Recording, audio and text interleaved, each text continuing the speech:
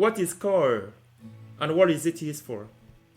Hi guys, in this tutorial we'll quickly tell you what core is and what it is used for. When you want to visit a website, you go to a web browser, type the website, and the website displays. But sometimes you want to visit a website using the command line interface. For example, we can visit google.com. You see? So now, this is the data that is displayed to us. Because we are accessing the website using a CLI, this is what we are shown. Why is this important?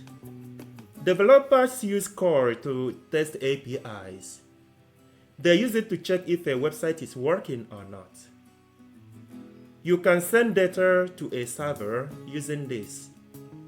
Now I can show you how you can send the data to a server using core. For example, we've got this. And let me change this to something else.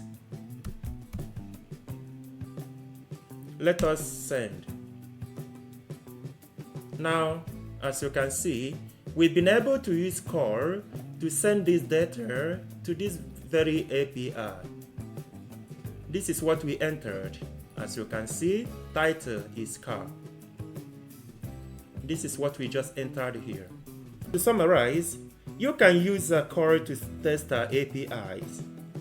You can use it to check if a website is available, and you can also use it to test or to send data to a server, just like we just did now.